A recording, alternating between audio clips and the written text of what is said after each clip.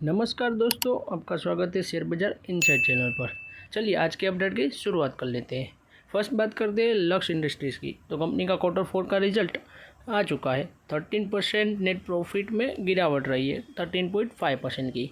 पिछले साल कंपनी का नेट प्रॉफिट था 55.5 करोड़ रुपीज़, जो इस साल हो चुका है 48 करोड़ रुपीज़। रेवेन्यू की बात करूँ तो उसके अंदर तेज़ी रही है 15.6% की। पिछले साल कंपनी का रेवेन्यू था 704 करोड़ रुपीज़, जो इस साल हो चुका है 814 करोड़ रुपीज़।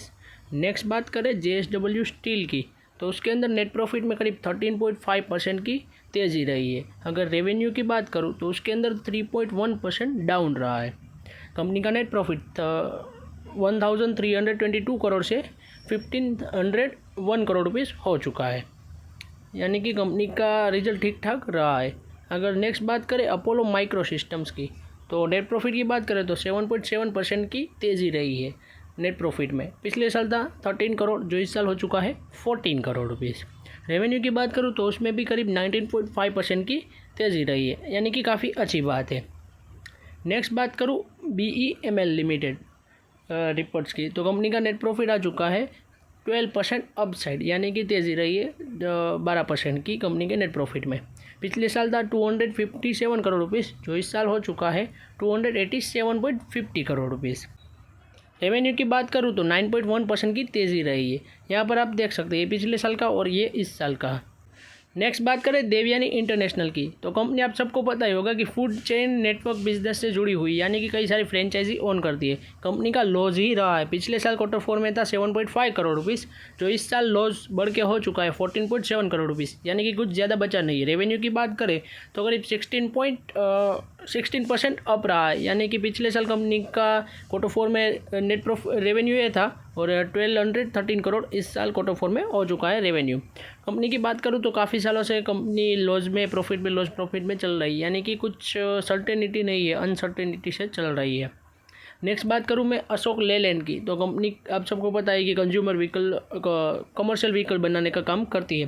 प्रॉफिट की बात करूँ करीब 17% अप रहा है। पिछले साल कंपनी का नेट प्रॉफिट था 970 करोड़ रुपीज़, जो इस साल हो चुका है 1134 करोड़ रुपीज़। रेवेन्यू की बात करूँ तो उसमें भी करीब 7-8% की ग्रोथ रही है, जो कि काफ़ी अच्छी बात है। पिछले साल क्वार्टर 4 में 11,267 करोड़ रुपीज़ था, तो इस साल हो चुका है 12,196 करोड़ रुपीज़, यानी कि काफ़ी अच्छी बात है। अशोक लेलैंड के स्टॉक प्राइस में शायद अच्छी तेज़ी देखी जा सकती है, क्योंकि कमर्शियल व्हीकल में इतनी अच्छी परफॉर्मेंस देना काफ़ी शानदार बात है। इसलिए यहाँ बात करें तो डोनाल्ड ट्रंप ने वार्निंग दी एप्पल को कि अगर तुम इंडिया से मैन्युफैक्चरिंग US में शिफ्ट नहीं करोगे तो तुम्हारे ऊपर 25% का टैरिफ लगेगा, यानी कि इंडिया से काफ़ी अच्छी अपॉर्चुनिटी छीनी जा रही है मैन्युफैक्चरिंग की। आप सबको पता है कि डोनाल्ड ट्रंप को अपना मेक अमेरिका ग्रेट अगेन वाला नारा चाहिए, इस वजह से वो यह अपॉर्चुनिटी हमसे छीन रहे हैं और मैन्युफैक्चरिंग US में स्थापित करना चाहते हैं।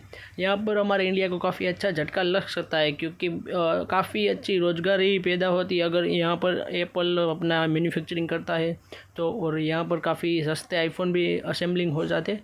मगर देखते हैं अब आगे क्या होता है, आईफोन का डिसीजन क्या रहता है या फिर नहीं। डोनाल्ड ट्रंप तो सबको धमकियाँ देते रहते हैं, मगर देखते हैं आईफोन वाले मानते हैं या फिर नहीं। नेक्स्ट बात करूँ सन फार्मा की, तो उसका भी क्वार्टर 4 का रिजल्ट आ चुका है। रेवेन्यू की बात करूँ तो 8.1% की ग्रोथ रही है। नेट प्रॉफिट की बात करूँ तो उसमें 18.6% की गिरावट रही है, यानी कि पिछले साल कंपनी का नेट प्रॉफिट था 2,658.7 करोड़ रुपीज़, जो इस साल हो चुका है 2,153.9 करोड़ रुपीज़, यानी कि काफ़ी अच्छी गिरावट रही। इस वजह से कंपनी के स्टॉक प्राइस में भी इम्पैक्ट देखा जाएगा। दीपक फर्टिलाइज़र का भी क्वार्टर 4 का रिजल्ट आ चुका है। रेवेन्यू की बात करूँ तो 27.9% की अच्छी ग्रोथ रही है।